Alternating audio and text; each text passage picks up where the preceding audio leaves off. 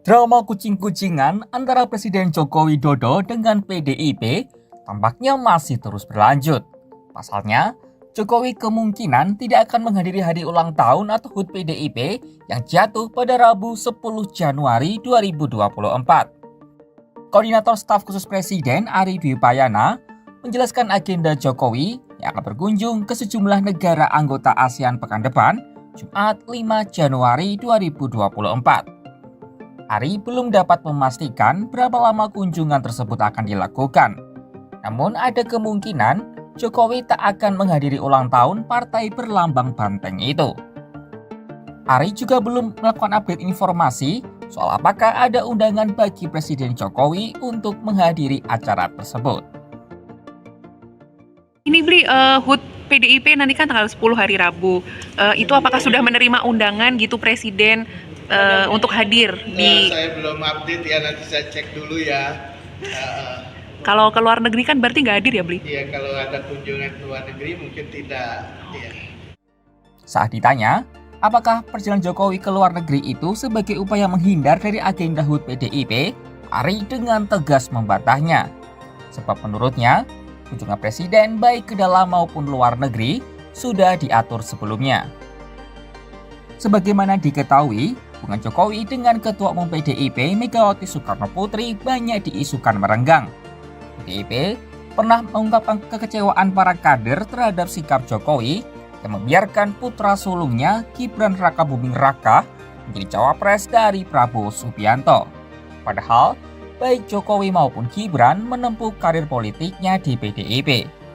Meskipun dalam sejumlah kesempatan, Jokowi mengklaim hubungannya dengan Megawati baik-baik saja.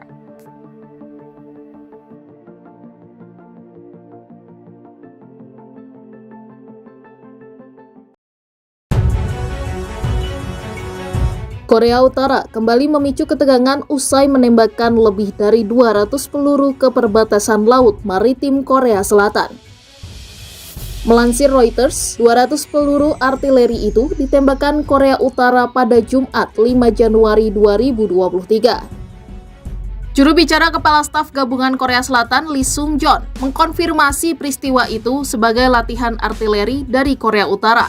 이는 지난 2023년 11월 23일 북한이 일방적으로 9.19 군사합의 파기를 주장한 이후 서해 완충구역 내 포병 사격을 재개한 것으로 한반도 평화를 위협하고 긴장을 고조시키는 도발 행위입니다. Seorang petugas di Pulau Yunpyong mengatakan militer Korea Selatan telah memerintahkan evakuasi penduduk ke tempat perlindungan bom yang ada di pulau itu. Pulau Yunpyong merupakan wilayah di sebelah selatan perbatasan laut Northern Limit Line atau NLL yang disengketakan sejak lama antara Korea Utara dan Korea Selatan. Usai peristiwa itu, penduduk pun menerima pesan teks dari pemerintah Korea Selatan yang berisi mengenai adanya kebakaran yang terjadi dan akan ditangani oleh pasukan Korea Selatan mulai pukul 15.00 waktu setempat. Menurut militer Korea Selatan, penembakan itu tidak menimbulkan kerugian sipil atau militer bagi mereka. Lee Sung-jeon mengatakan, semua peluru artileri Korea Utara mendarat di sisi utara perbatasan laut mereka. Akibat peristiwa ini, militer Korea Selatan bekerja sama dengan militer Amerika Serikat dan akan terus memantau pergerakan Korea Utara di sepanjang pantainya. Korea Selatan pun memberikan peringatan apabila Korea Utara kembali bertindak provokatif, maka mereka akan mengambil langkah-langkah yang sesuai dengan apa yang mereka lakukan. 우리 군은 긴밀한 한미 공조하에 관련 동향을 추적 감시하고 있으며 북한의 도발에 상응하는 조치를 시행할 것입니다.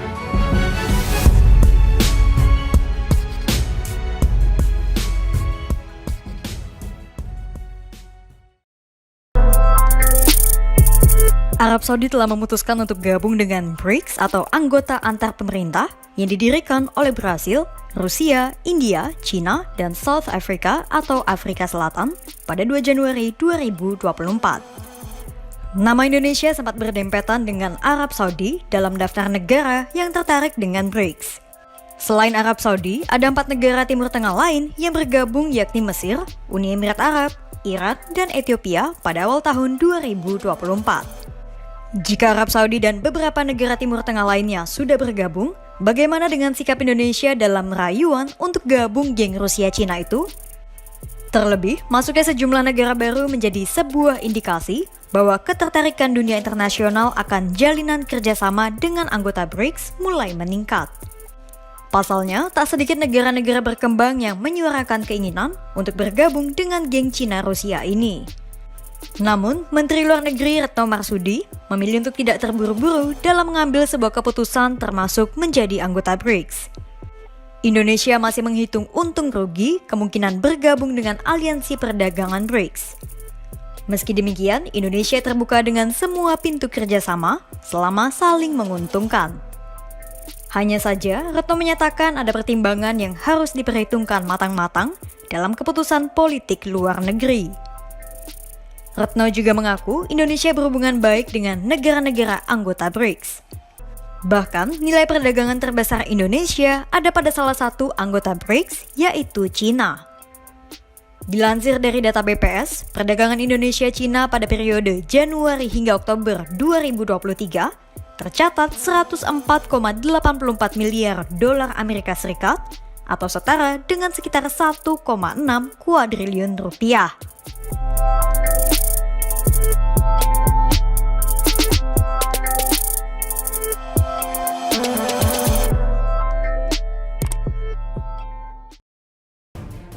Kalapas kelas 2A Salemba, Beni Hidayat menjelaskan tuduhan advokat Alvin Lim soal terpidana Ferdi Sambo tidak pernah ditahan di Lapas Salemba, Jakarta Pusat. Dia mengatakan Ferdi Sambo memang tidak pernah ditahan di Lapas Salemba. Alasannya, Sambo hanya menjalani masa pengenalan lingkungan mulai dari 24 hingga 29 Agustus 2023 di Lapas Salemba itu. Hanya saja, kemudian yang bersangkutan dipindahkan ke Lapas kelas 2A Cibinong berdasarkan surat Kalapas kelas 2A Salemba perihal pemindahan 3 orang warga binaan ke Lapas kelas 2A Cibinong, ujar Kalapas kelas 2A Salemba Beni Hidayat. Beni juga membantah Ferdi Sambo menjalani rangkaian hukuman di ruang ber-AC KPLP Lapas Salemba. Pasalnya, dia ditempatkan di blok hunian Pavilion Saroso. Kami menyayangkan tuduhan Sambo tidur di ruang KPLP selama menjalani pidana di Lapas Salemba karena itu tuduhan yang ngawur, ujar Kalapas kelas 2A Salemba Beni Hidayat. Beni menilai ucapan Alvin Lim tidak berdasar. Setiap warga binaan yang akan beraktivitas keluar blok hunian harus dilengkapi dengan surat keputusan TPP dan tercatat dalam buku ekspedisi lalu lintas warga binaan, jadi tak bisa sembarangan, ujar Kalapas kelas 2A Salemba Beni Hidayat. Sementara itu, Menteri Koordinator Bidang Politik, Hukum, dan Keamanan Mahfud MD menjelaskan bahwa isu seperti itu yang disebutkan Alvin Lim bukanlah hal baru. Mahfud menegaskan yang berwenang untuk mengecek isu tersebut adalah Inspektur Jenderal yang mengawasi lapas. Kalau isu begitu sih, di Lapas Sukamiskin banyak orang pulang tiap hari. Itu soal-soal yang harus kita selesaikan memang kalau ada. Nggak ada laporan ke saya, ujar Menko Polhukam Mahfud MD. Mahfud berpendapat pernyataan Alvin Lim tidak jelas kebenarannya, sehingga dirinya menyarankan penyelesaian isu tersebut kepada institusi terkait. Adapun sebelumnya, tudingan Ferdi Sambo tidak pernah ditahan di Lapas Salemba disampaikan advokat Alvin Lim dalam podcast bersama Richard Lee yang diunggah di YouTube Rabu 3 Januari 2024 dengan judul Alvin Lim Mafia Asuransi, Alvin bongkar semua di sini. Saya kasih tahu Bapak ya, di situ yang menarik Pak, Sambo bilangnya di Lapas Salemba kan? Dia tidak pernah ditahan di Lapas Salemba, Pak. Namanya aja yang di situ.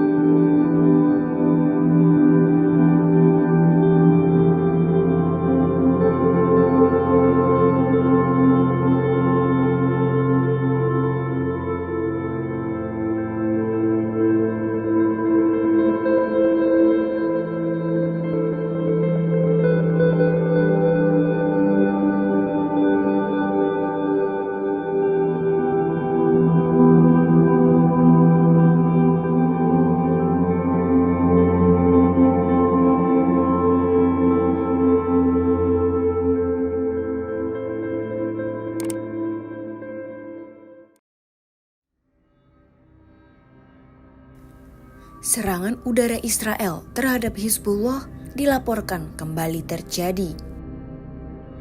Serangan ini dilancarkan Israel pada hari Rabu 3 Januari 2024 dan dikabarkan menewaskan 9 anggota Hizbullah termasuk komandan lokal mereka. Usai dipastikan tewas, komandan lokal Hizbullah itu langsung dimakamkan pada hari Kamis 4 Januari 2024 di Lebanon Selatan.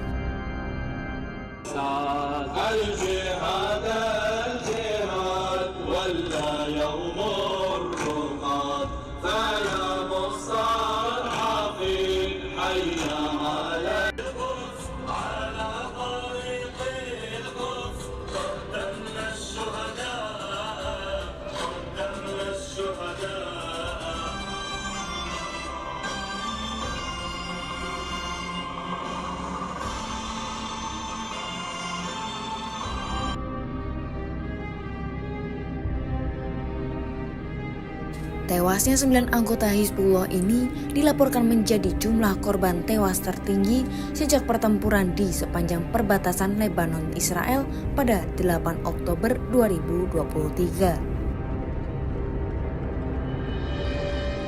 Sedangkan menurut laporan, secara keseluruhan Hizbullah sudah kehilangan 143 nyawa anggotanya.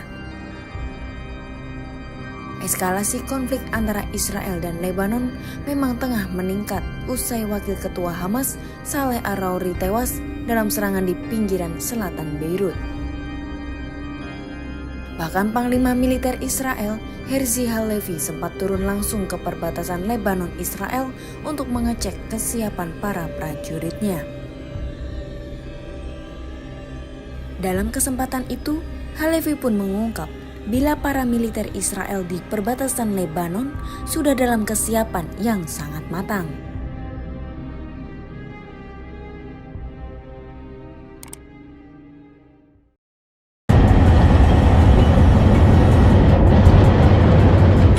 Setelah bentrokan sengit dengan tembakan artileri, tentara Israel telah memperluas lagi operasi militernya di Gaza Tengah pada Rabu 3 Januari 2024 malam. Perluasan daerah operasi militer Israel pun ditandai dengan tank-tank Israel yang terlihat di pintu masuk sisi utara Al-Maghazi. Dilaporkan Al Jazeera, pada Kamis 4 Januari 2024 pagi, ribuan pengungsi Palestina mulai meninggalkan kamp-kamp pengungsian segera setelah mereka menerima selebaran peringatan dari militer Israel yang dijatuhkan dari pesawat tempur. Peringatan ini kembali memaksa ribuan warga Palestina di sana mengungsi dari kamp-kamp pengungsian, dari Kamp Burej, Maghazi, dan Nuseirat. Selebaran itu berisikan informasi bahwa pasukan Israel akan beroperasi secara intensif di daerah yang kini dilabeli mereka sebagai zona tempur berbahaya. Peringatan ini memaksa banyak keluarga untuk segera meninggalkan rumah mereka, dan gerakan pengungsian besar-besaran lain mulai terlihat di pusat jalur Gaza menuju Deir al-Balah dan kota Rafah di bagian selatan. Warga tampak mengemasi sedikit barang dan bergegas pergi dengan menaiki truk maupun gerobak yang ditarik hewan seperti keledai.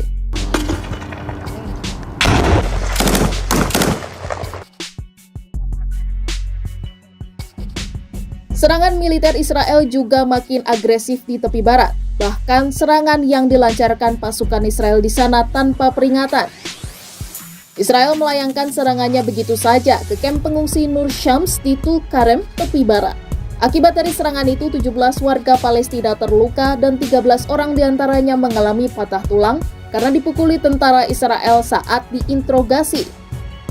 Saat serangan itu, pasukan Israel menahan 400 pria Palestina dan melakukan interogasi di luar lokasi. Penggerebekan di kamp pengungsi itu, Israel mulai pada Selasa malam 2 Januari 2024.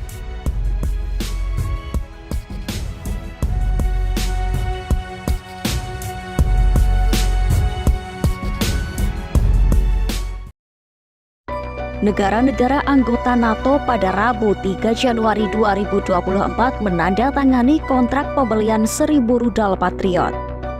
Lalu, untuk apa pembelian rudal sebanyak itu? NATO melakukan kesepakatan pembelian sebanyak 1.000 rudal Patriot untuk meningkatkan pertahanan udara dalam menghadapi ancaman Rusia. Sebab, Rusia berulang kali melancarkan serangan rudal dan drone yang mematikan terhadap Ukraina dalam beberapa hari terakhir. Kesepakatan itu disetujui negara-negara termasuk Jerman, Belanda, Romania, serta Spanyol dan disambut baik oleh Ketua NATO Jens Stoltenberg. Kontrak itu diperkirakan bernilai 5,5 miliar dolar AS atau 85,5 triliun rupiah. Rudal Patriot 1 unitnya berharga sekitar 4 juta dolar AS atau 62,25 miliar rupiah.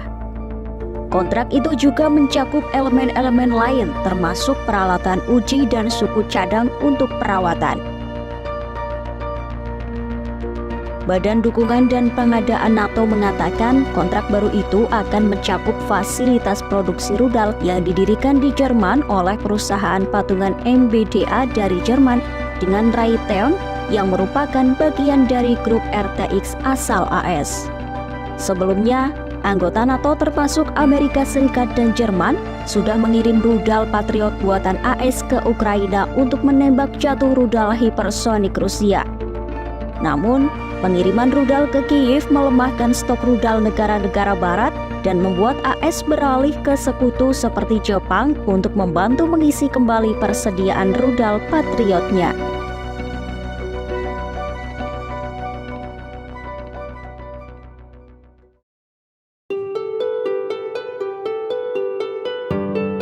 Presiden Joko Widodo mengucapkan bela sungkawa atas meninggalnya mantan Menteri Koordinator Bidang Kemaritiman Rizal Ramli. Ucapan bela sungkawa itu disampaikan oleh Jokowi dalam unggahan di akun Instagram resmi @jokowi pada Rabu 3 Januari 2024 siang.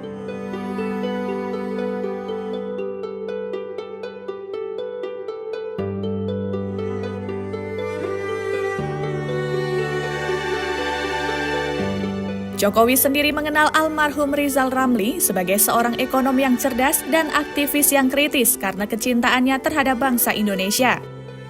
Orang nomor 1 di Indonesia itu pun mendoakan agar almarhum Rizal Ramli mendapatkan tempat terbaik di sisi Allah.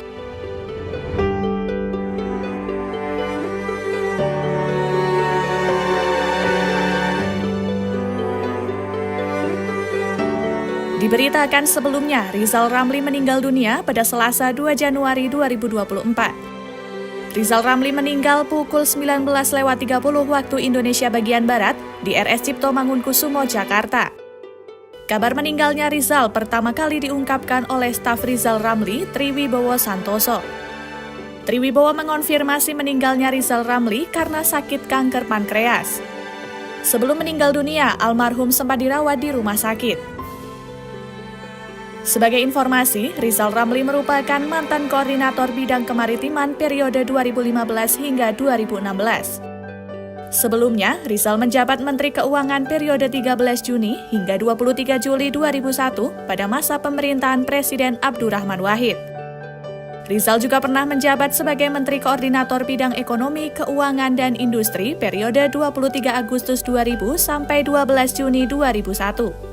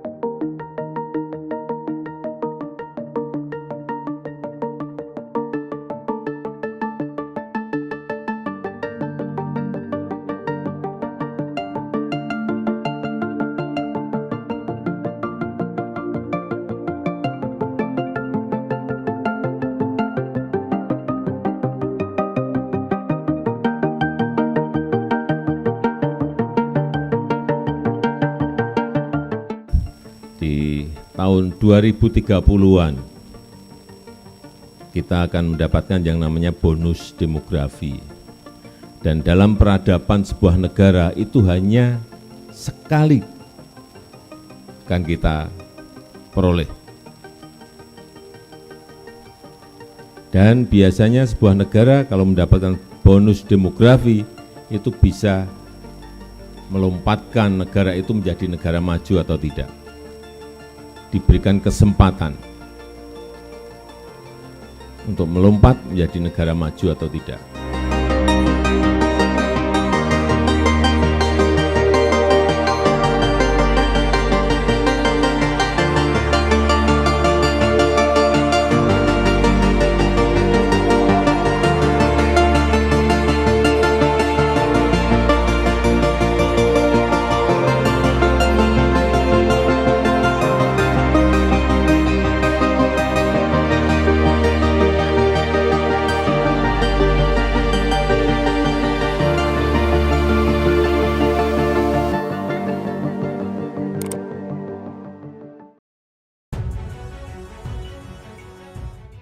Tank-tank dan helikopter milik Israel terlihat bersiaga di Gaza Selatan pada Selasa 2 Januari 2024. Helikopter militer milik Israel juga terlihat melepaskan tembakan di wilayah tersebut. Sejumlah tentara juga disiagakan di area pertempuran di dekat perbatasan Gaza. Sebelumnya, Israel telah mengumumkan kalau mereka akan menarik 5 brigade atau sekitar beberapa ribu tentara dari Gaza dalam beberapa minggu mendatang. Meski demikian, Menteri Pertahanan Israel Yoav Gallant menegaskan, Israel tak akan berhenti berperang sebelum Hamas dimusnahkan. Israel menyatakan pihaknya hampir mencapai kendali operasional atas sebagian besar wilayah Gaza Utara.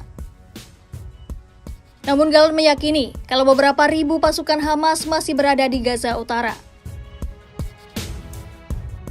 Dilaporkan, Israel kini telah mengepung berbagai wilayah di Gaza. Warga juga melaporkan beberapa bentrokan di bagian kota Gaza, serta di kamp pengungsian di Jabalia.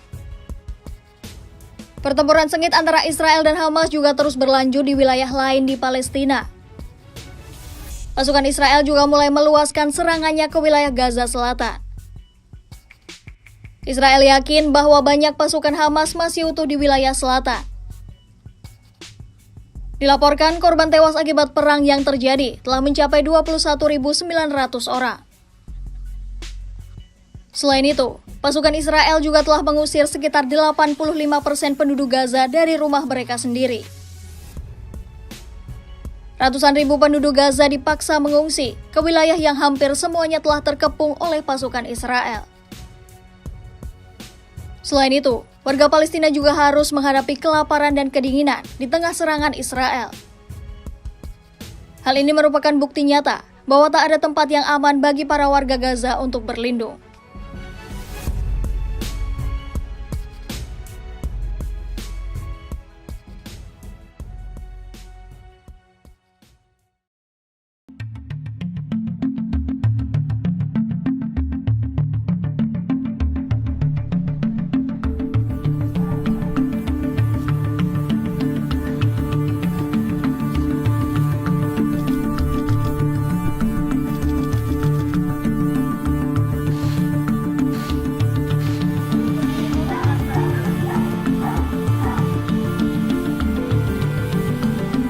Lo que estamos buscando es también hacer un activismo con la planta, quitar este estigma, y lo que yo siempre he querido y a lo que le voy apostando es a sacarla del narco, a que sea legal, porque en el momento en que sea legal se va a acabar el problema, va a dejar de ser sangrienta.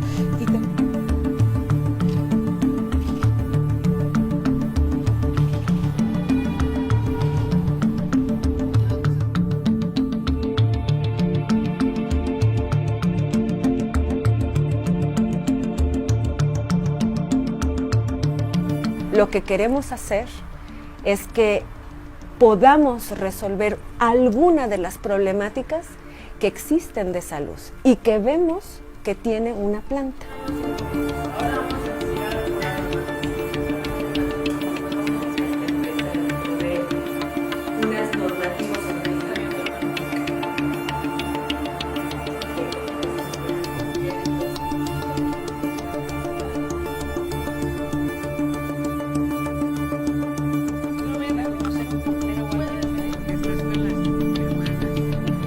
una vez que la gente nos voltea a ver por el morbo de ver a unas monjitas con un porro o en un evento como una expo sobre marihuana, captamos su atención y podemos dar el mensaje. Y siempre aclarando pues que no estamos en contra ni peleados con ninguna religión, ¿no?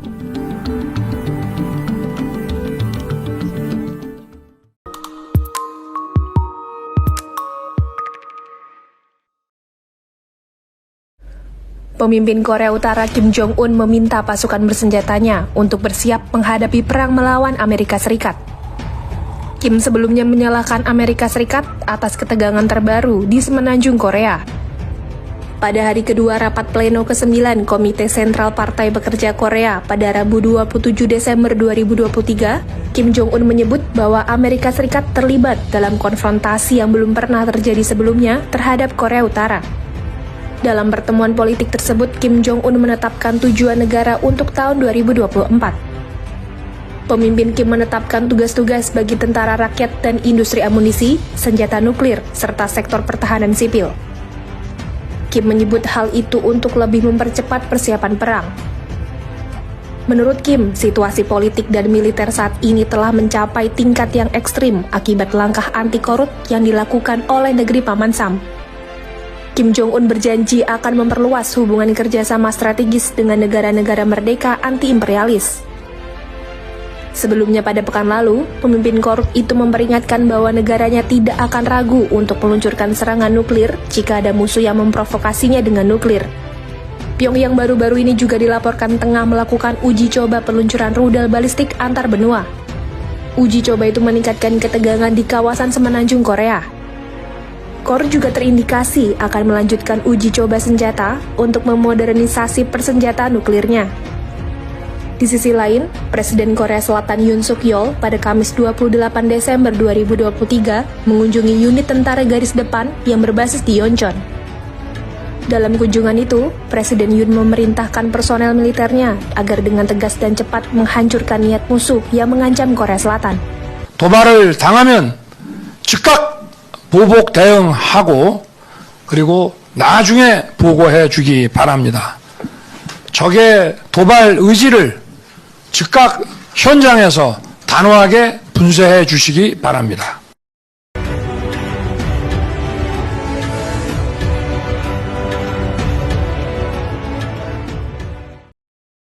Dua, kemanusiaan yang adil dan beradab.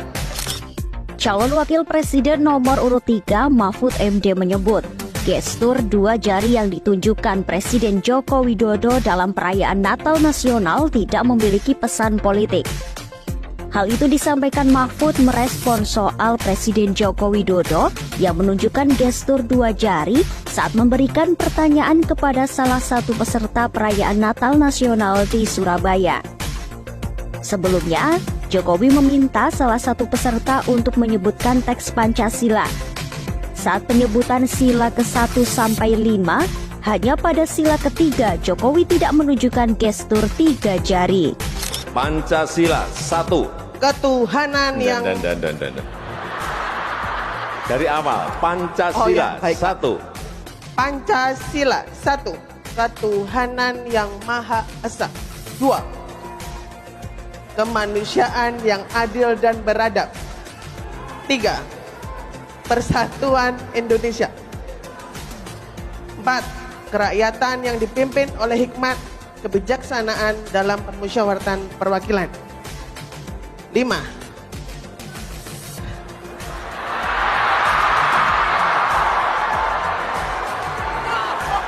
Keadilan sosial bagi seluruh rakyat Indonesia. Mahfud menilai, andaikan gestur dua jari yang ditunjukkan Presiden Jokowi merupakan pesan yang ingin disampaikan, hal itu tidak ada gunanya. Menurutnya, orang Indonesia saat ini sudah pintar-pintar dan tidak bisa didikte hanya dengan gestur-gestur jari. Mahfud pun menegaskan tidak ada pesan politik apapun dalam gestur Presiden saat perayaan Natal Nasional di Surabaya pada 27 Desember 2023.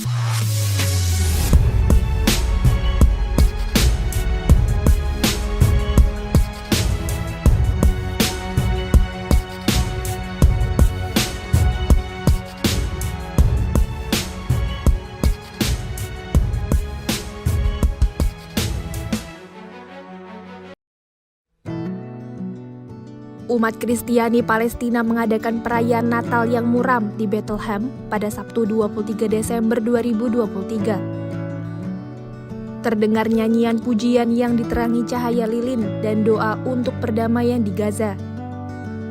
Tampak tak adanya perayaan meriah seperti biasanya di lokasi tersebut. Salah satu pendeta gereja di Bethlehem, Munter Ishak, berbicara tentang keputusan untuk membatalkan perayaan Natal tahun ini dan fokus pada kegiatan doa saja. Bethlehem merupakan tempat sentral dalam kisah Kristen. Mengingat operasi militer Israel di Gaza telah menewaskan lebih dari 20.000 jiwa, sebagian besar penduduk Palestina di Bethlehem di tepi barat turut berduka. Natal tahun ini, mereka memutuskan untuk tidak menanam pohon Natal besar yang biasa menjadi pusat perayaan Natal di Bethlehem. Namun, sebagai gantinya di lokasi tersebut, gereja-gereja Bethlehem menempatkan berbagai patung di tengah puing-puing dan kawat berduri sebagai bentuk solidaritas terhadap masyarakat Gaza. Situasi di Gaza tercermin dalam perayaan Natal di Bethlehem dan kota-kota lain di tepi barat. Pemerintah kota Bethlehem mengadakan sebuah karya seni bertajuk Nativity Under the Rubble. Acara tersebut diresmikan oleh Menteri Pariwisata Palestina, Rula Mayah, dan Wali Kota Bethlehem, Hana Hananieh, pada Sabtu 23 Desember 2023. Message to the whole world that the whole world is celebrating Christmas, but not Bethlehem. Bethlehem this year is celebrating Christmas in a different way, with a message to the whole world that Palestine is suffering, that Bethlehem is suffering, that Bethlehem is celebrating Christmas from the rubble, not like all other people in the world. Di Bethlehem, di tepi barat yang diduduki, toko-toko yang menjual dekorasi dan souvenir Natal sebagian besar juga tutup.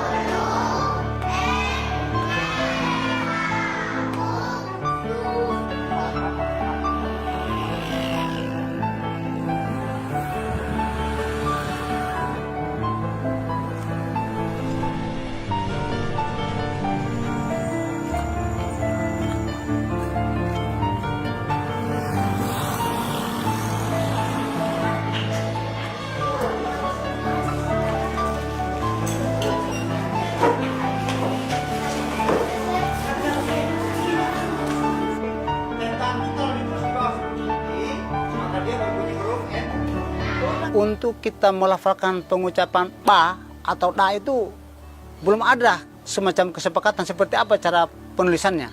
Tapi kemudian setelah saya belajar itu bahasa Korea, memang ada aksara Korea itu huruf pa dengan da.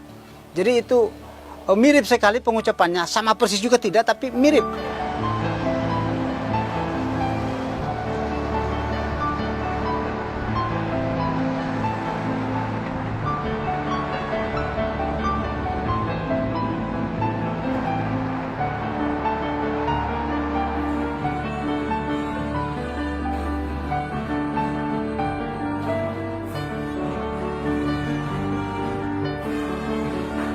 Tulisan-tulisan ini dapat dipelajari dari waktu ke waktu. Ya, tapi kalau misalnya hanya secara lisan, sudah banyak sekali kosakata asli yang ada di bahasa di Ciece itu sudah banyak yang dilupakan.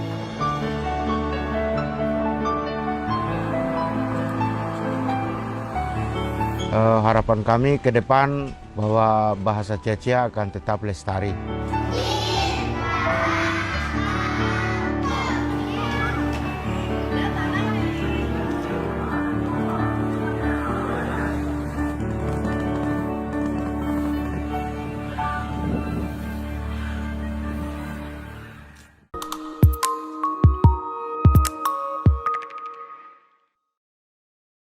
Saya agak kaget juga mau membangun 40 kota selevel Jakarta. Ya, apa itu bisa dilaksanakan 5 tahun Bapak menjadi presiden dan wakil presiden? Berapa kota dalam 5 tahun?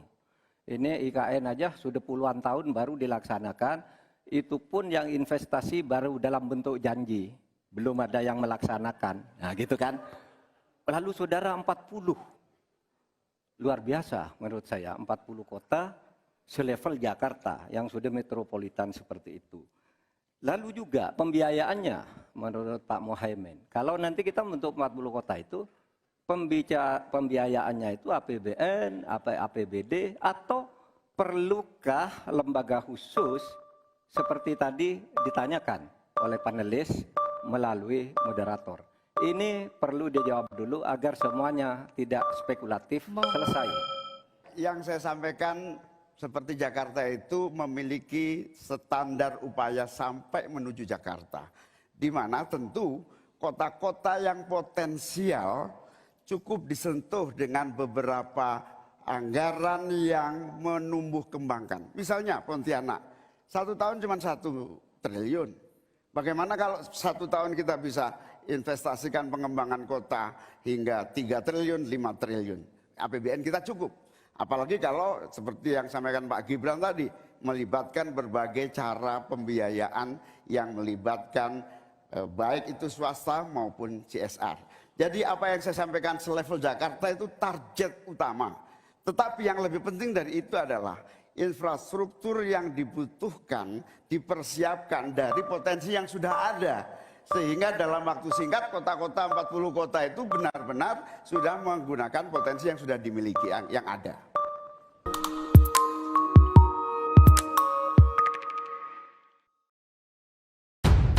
Pasukan Israel disebut menggunakan salah satu bom terbesar dan paling merusak di Gaza Selatan selama 6 pekan pertama perang melawan Hamas. Padahal, Gaza Selatan adalah wilayah yang ditetapkan Israel sebagai tempat yang aman bagi warga sipil. Para ahli amunisi pun mengatakan bahwa bom-bom tersebut hampir tidak pernah lagi dijatuhkan oleh pasukan Amerika Serikat di daerah padat penduduk.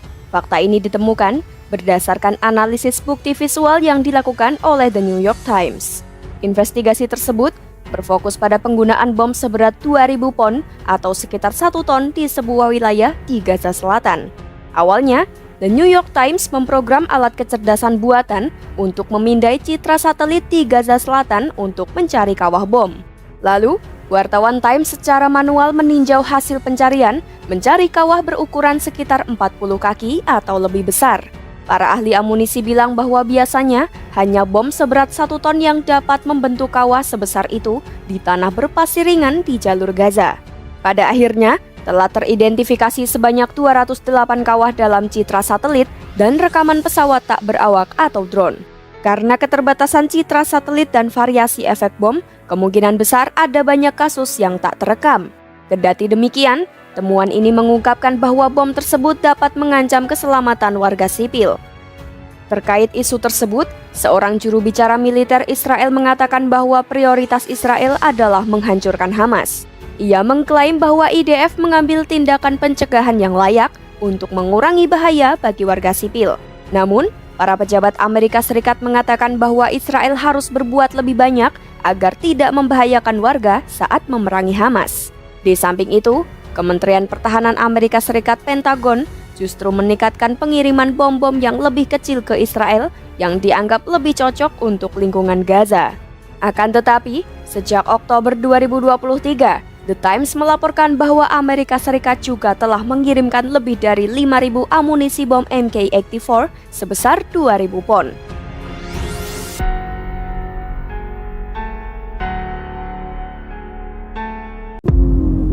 Pejuang Palestina di Gaza kembali melancarkan roket-roketnya ke Tel Aviv, kota metropolitan Israel. Serangan roket dalam jumlah besar itu dilakukan pada Kamis 21 Desember 2023. Serangan besar dari roket-roket itu dinilai menunjukkan kekuatan pejuang Palestina di Gaza yang masih kukuh.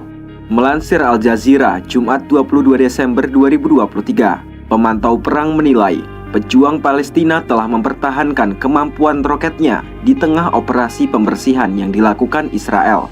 Para ahli perang dari Lembaga Studi Perang di Institute for the Study of War dan The Critical Threat Project menyebut bahwa pasukan Israel telah berhasil memblokir dan menghancurkan peluncur rudal di Khan Yunis, Gaza Selatan. Rudal-rudal itu disebut siap ditembakkan ke wilayah Israel.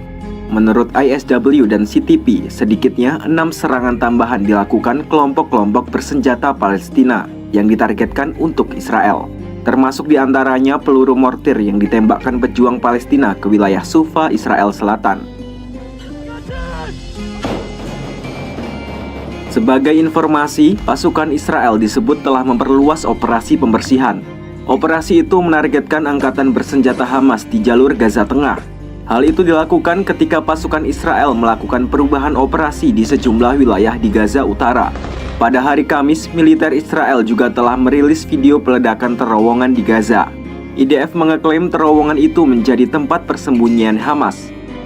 Dalam 2 hari terakhir, Kementerian Kesehatan di Gaza menyebut hampir 400 orang tewas dalam serangan yang dilakukan Israel. Sedikitnya, 743 warga Palestina terluka dalam 48 jam serangan.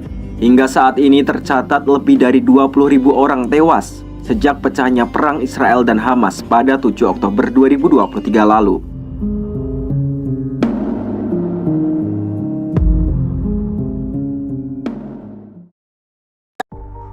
Pejabat senior Hamas Osama Hamdan menegaskan tak akan ada negosiasi lebih lanjut soal pembebasan sandera hingga perang melawan Israel di Gaza berakhir.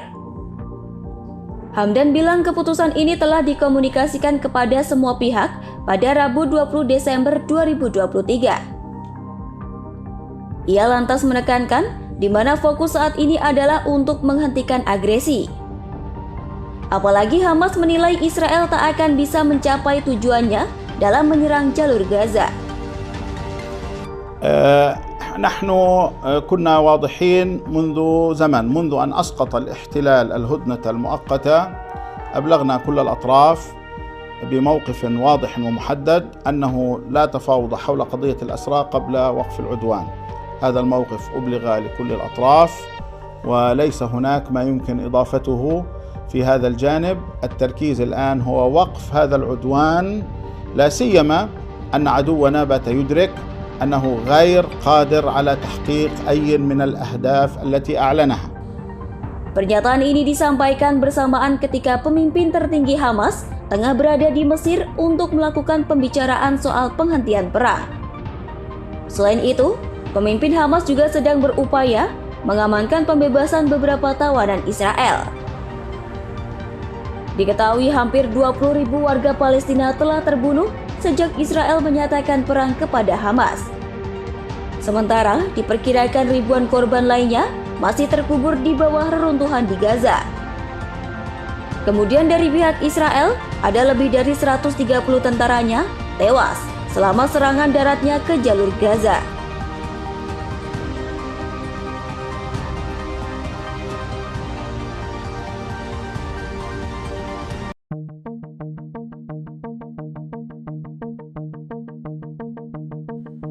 "16 orang mengajukan diri sebagai capres untuk menantang Vladimir Putin di Pilpres Rusia 2024. Jumlah penantang Putin tersebut diumumkan oleh Ketua Komisi Pemilihan Umum Pusat atau CEC Rusia, Ella Pamfilova. Pada bulan ini Putin mengonfirmasi bahwa dirinya bakal maju ke Pilpres Rusia 2024 yang dijadwalkan akan digelar pada 15 Maret. CEC juga akan mengadakan pemungutan suara di 4 wilayah Ukraina yang sebagian diduduki pasukan Rusia. Selain itu, pemilu Rusia juga bakal diselenggarakan di semenanjung Crimea yang dianeksasi pada 2014. Menurut peraturan pemilu setempat, pendaftaran calon presiden Rusia untuk Pilpres 2024 paling lambat 27 Desember 2023. Setelah itu, mereka akan diminta mengumpulkan ribuan tanda tangan dari pendukungnya untuk masuk surat suara. Partai Demokrat Liberal Rusia mencalonkan mantan negosiator konflik Ukraina, Leonid Slutsky, sebagai capres. Slutsky bilang pencalonannya ini tak akan menghilangkan suara Putin. Kemudian kritikus Kremlin Igor Girkin, yang kini sedang ditahan, mengaku juga ingin menantang Putin. Tokoh oposisi lainnya yang dipenjara yaitu Alexei Navalny, yang dilarang mencalonkan diri pada Pilpres Rusia 2018 atas tuduhan penipuan. Diketahui Putin selama bertahun-tahun telah menyingkirkan para tokoh oposisi dari pemilu dan kehidupan politik Rusia. Tindakan keras ini semakin meningkat usai meletusnya perang ke Ukraina pada Februari 2022.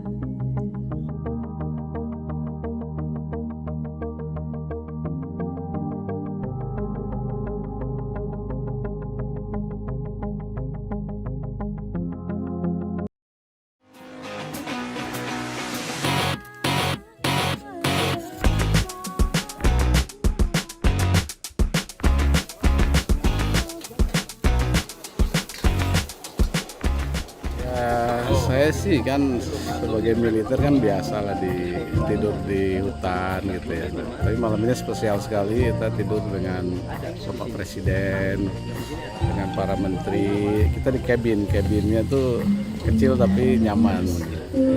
Dan makanannya oke, jadi ada makanan tradisional. Saya tadi nyoba nasi goreng kambing, enak sekali. Sekarang mau nyoba steak medium well. Setelah itu saya mau nyantap mie godok. Keren. Terima kasih. Hari ini hari yang sangat berkesan, kita melaksanakan beberapa kegiatan. Yang jelas kegiatan kali ini memastikan bahwa yang namanya IKN semuanya on progress, bahkan tadi sempat disampaikan ada yang melebihi target.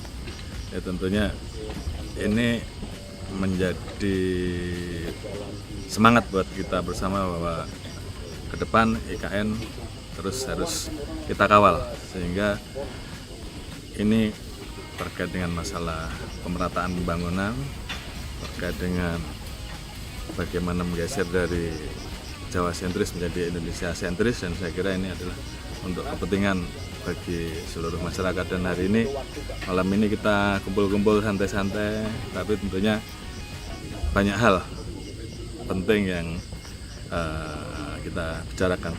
Jadi ke depan saya, Pak Panglima, dan tentunya mengawal semua kebijakan Bapak Presiden sehingga semuanya bisa berjalan dengan lancar dan bermaslahat untuk masyarakat, bangsa, dan negara.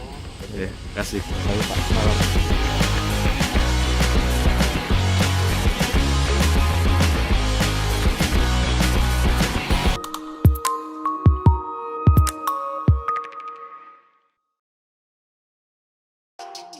Menteri Koordinator Bidang Politik Hukum dan HAM Mahfud MD meminta Kementerian Keuangan untuk menyelesaikan utang pemerintah kepada Yusuf Hamka. Dia mengatakan bahwa keduanya antara perusahaan milik Yusuf Hamka yakni PT Citra Marga Nusapala Persada Tbk atau CMNP dan Kemenq bisa berunding mengenai jumlah yang harus dibayar. Itu Kemenq, saya sudah katakan Kemenq wajib membayar, jumlahnya dibicarakan lagi dan tentu dibicarakan lagi kedua belah pihak bisa mengajukan usul, kata Mahfud kepada wartawan dikutip Jumat 15 Desember 2023.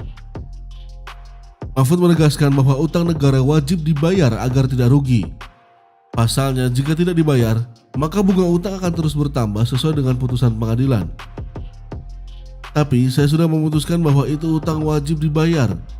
Kalau utang tidak dibayar, bunganya bertambah terus, sesuai dengan putusan pengadilan dan negara dirugikan, tambahnya. Sebelumnya, Yusuf Hamka menyampaikan pemerintah menolak untuk membayar utang denda keseluruhan dan hanya menyanggupi untuk melakukan pembayaran pokok utang sebesar 78 miliar rupiah. Padahal sebelumnya Kementerian Keuangan dan Yusuf Hamka pada pertengahan tahun lalu telah sepakat menetapkan utang yang harus dibayarkan dari 800 miliar rupiah menjadi 179 miliar rupiah. Mundur lagi kayaknya pembayaran utangnya, kan sudah ada kesepakatan 179 miliar rupiah waktu itu. Kemudian dibatalkan keputusan itu karena ada dendanya. Sekarang malah mau kembali ke angka pokok 78 miliar rupiah. Jelas Yusuf Hamka kepada wartawan di kantor Kemenko Polhukam di Jakarta, Rabu 13 Desember. Menanggapi hasil negosiasi tersebut, Yusuf Hamka mengaku keberatan dengan usulan yang disampaikan oleh Kemenq. Sebab sebelumnya telah disepakati bahwa negara harus membayar utang kepada CMNP senilai 179 miliar rupiah dengan rincian denda sebesar 37,5% dan pokok 78 miliar rupiah.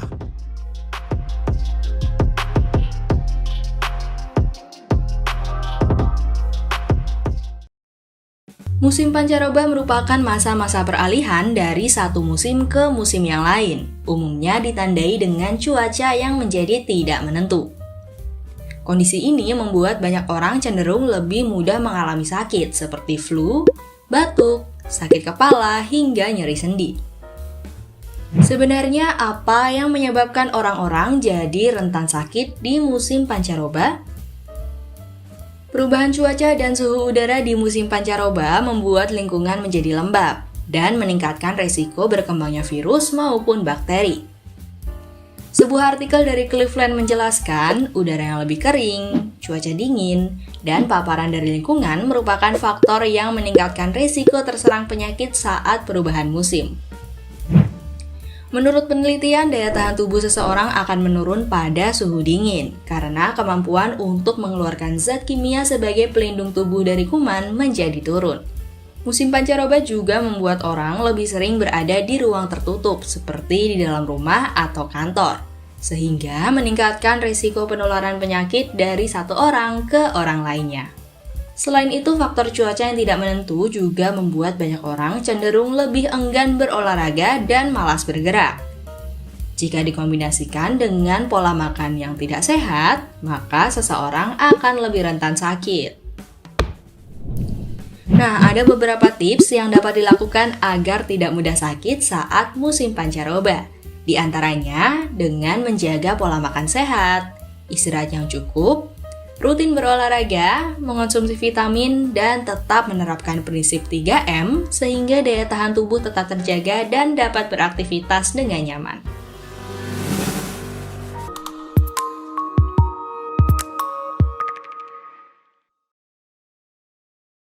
Mas Anies, ya memang suatu perkembangan politik itu ada beberapa segi perspektif, ya. Jadi tim saya, para pakar hukum yang mendampingi saya, menyampaikan bahwa dari segi hukum tidak ada masalah. Masalah yang dianggap pelanggaran etika sudah diambil tindakan dan keputusan, ya, waktu itu oleh pihak yang diberi wewenang, kemudian sudah ada tindakan, dan tindakan pun itu masih diperdebatkan karena yang bersangkutan masih memproses.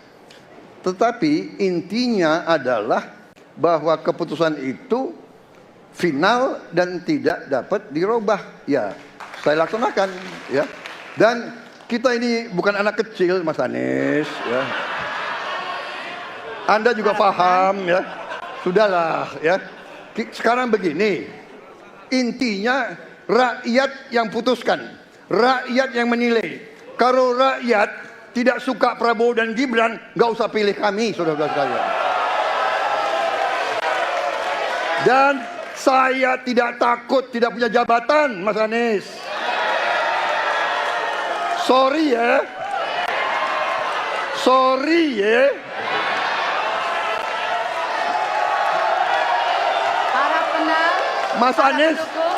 Mas Anies, saya tidak punya apa-apa. Saya sudah siap mati untuk negara ini.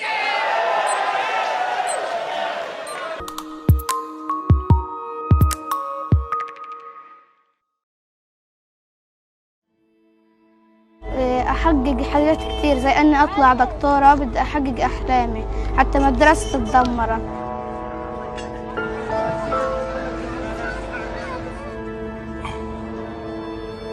أنا كان حلمي إني أصير بروفيسورة وكنت في المدرسة وطموحي، بس كل إشي اتهدم والمدرسة انحطمت وكل إشي اتحطم، كل إشي. الحين أنا صار حلمي الحين في الوقت الحالي إنه أنا أصلا أقعد فقط في مكان آمن فقط. هي الحين أنا حلمي.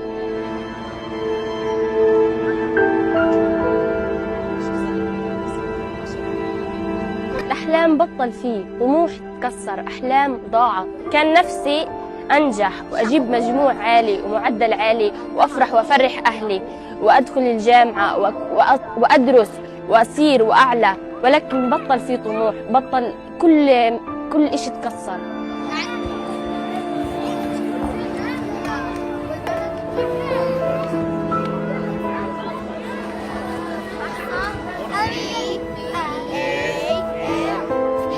فاحنا بنحاول نرجع للطلاب المستوى التعليمي وما نخليهم ينقطعوا عن المستوى الدراسي، وبنحاول نساعدهم في اللغة الإنجليزية ليقدروا يوصلوا صوتهم للعالم.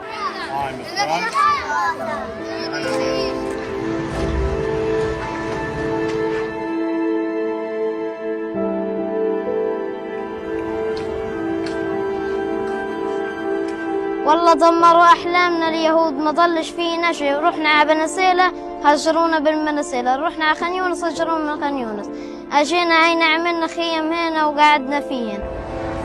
أشوف أطفال كثير ماتوا هم نايمين، وأنا خايفة يجي الدور علي وأموت.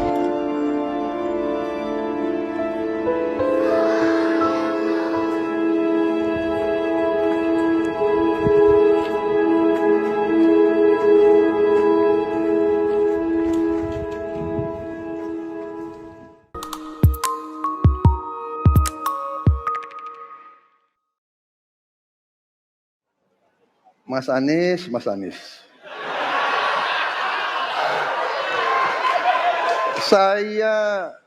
Saya berpendapat Mas Anies ini agak berlebihan. Mas Anies mengeluh tentang demokrasi ini dan itu dan ini. Mas Anies dipilih jadi gubernur DKI menghadapi pemerintah yang berkuasa. Saya yang mengusung Bapak.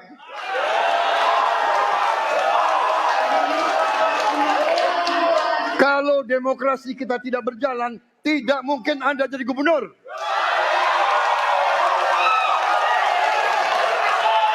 Kalau Jokowi diktator, Anda tidak mungkin jadi gubernur.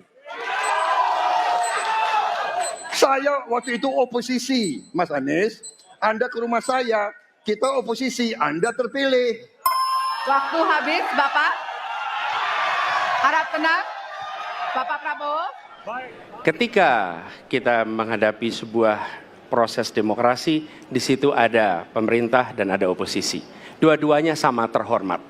Dan ketika proses pengambilan keputusan itu dilakukan, bila ada oposisi, maka selalu ada pandangan perspektif berbeda yang membuat masyarakat bisa menilai. Karena itu oposisi itu penting dan sama-sama terhormat. Sayangnya tidak semua orang tahan untuk berada menjadi oposisi. Oke?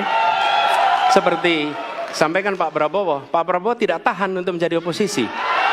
Apa yang terjadi? Beliau sendiri menyampaikan bahwa tidak berada dalam kekuasaan membuat tidak bisa berbisnis, tidak bisa berusaha. Karena itu berada dalam kekuasaan. Kekuasaan lebih dari soal bisnis, kekuasaan lebih dari soal uang, kekuasaan soal kehormatan untuk menjalankan kedaulatan rakyat. Baik, waktu Anda habis Bapak. Terima kasih.